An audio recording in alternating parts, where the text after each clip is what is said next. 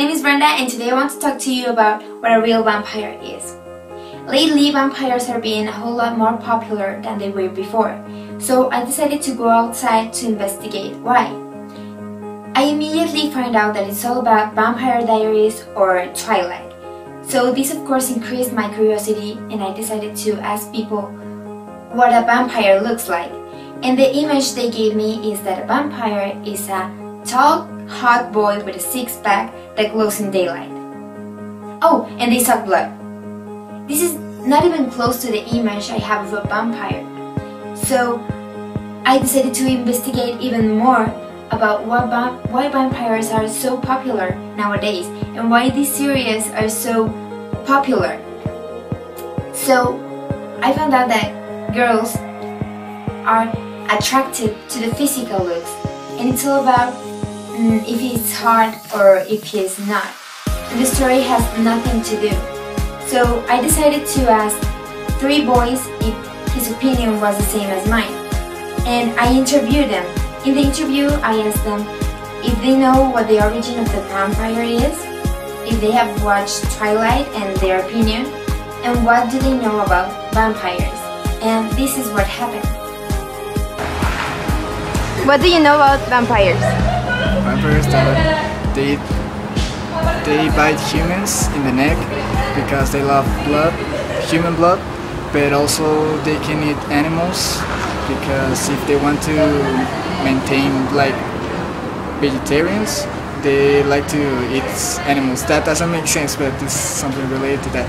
And that they are really fast and then they glow in the day, like brightness. Okay. Do you believe in vampires? No, I don't. Have you seen Twilight, Vampire Diaries, or Blade? Blade I haven't, but Vampire Diaries and Twilight I have. And do you like them? I found yes and no. The first movie was really crappy. The second was a little bit interesting. The third one I really like it because of the fight. The fourth and the fifth, no, I didn't like so much. The end was okay. Really good. And why do you think teenagers like this kind of stuff, like Vampire Diaries or Twilight?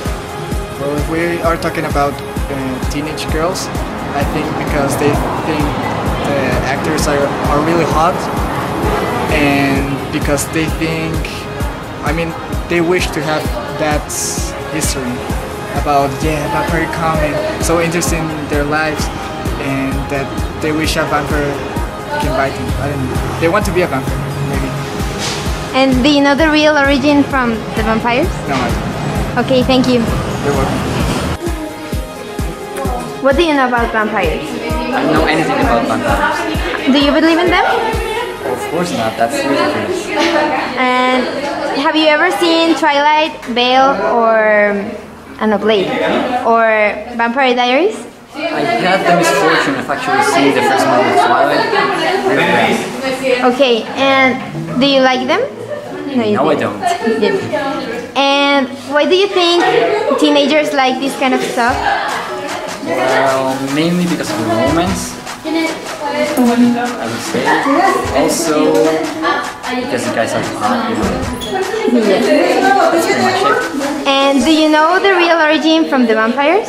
I really don't know anything about vampires. Okay, thank you. What do you know about vampires? Well, there are different opinions. For example, from USA, that is like Twilight, and well, Vampire Diaries. But there is also a Japanese idea. For example, the vampires are like normal people, just stronger. And well, I like more that idea of the vampires, like normal people, than the ones with, well, like Dracula, I don't know. And do you like vampires? As I said, US vampires, no, but Japanese vampires, of course. And what do you believe in them? No. And did you watch Twilight or Vampire Diaries? I have seen just one film and I didn't like it. Well, the last one I like it because they're, well, I don't know, just I feel a little bit gay, I don't know. But And why do you think like teenagers like this kind of stuff? because, well, normally there are just girls, and that's because, in my opinion, they are really, well, hot or sexy, I don't know, the vampires, and that's why girls like this kind of film. Yes, and do you know the real origin from the vampire? No. Okay, thank you. As you can see, the three boys concluded the same about physical looks, how teenagers are more attracted to that than to the actual story. And also, neither of them knew the real origin of vampires, so I decided to tell them the story after the interview. And now I want to tell you the story.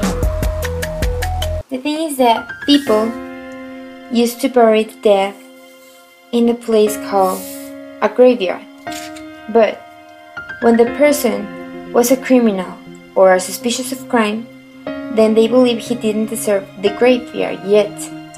So they would bury him someplace outside it. Of course, the body wouldn't stay here forever. They just left him there until they examined the case. The examination of the case consisted in deciding if whether the person is actually a criminal or if he is just innocent person. So this process took about like 4 weeks, and if the person turned out to be actually innocent, then they would have to go back and unbury him to bury them in the graveyard. But this is where they find what they thought was unexplainable.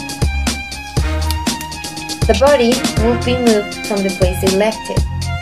The hair and the nails would have grown a bit more, and he would have blood stains in the mouth and the skin really pale and somewhat bluish. As they couldn't give an explanation, they were just rumors that quickly spread, and people started to create lots of stories trying to explain these weird happenings. Of course, this has the scientific explanation. Let me explain.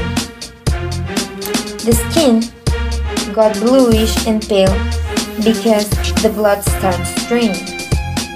The nails and the hair naturally grow a few inches after death, and the movement of the body and the bloodstains of the mouth are just the reaction of the gases coming out of the body after death and glands exploding in the mouth, which provocates the blood. But as they didn't know this back then, they just created these stories where they say that the hair was long because they needed to hide in the woods and it functioned as a camouflage. They say that the skin was pale because they only went out at night. They say that the nails were long because they needed to catch the prey. And they also say that the mouth had blood because they suck blood from animals or even persons. So this is the story that they created and that has evolved years and years after. But in none of these stories that people created back then, they say that vampires glow in daylight. Actually, vampires died in the daylight. And of course, they don't explain how a vampire falls in love with a mortal. So now that you know the actual story of the origin of a vampire, I think that it would be nice if you share this story with your friends or your family or whatever, just to make sure that people now know how it's not so important like to have a boyfriend or the six-pack or glowing in the daylight, but the thing that is important here is how deep the story is and the origins that actually brings these things that nowadays have so much popularity. And I bet that people back then didn't realize how important it was, all this literature that they were creating. So that's all, and I hope you enjoyed it.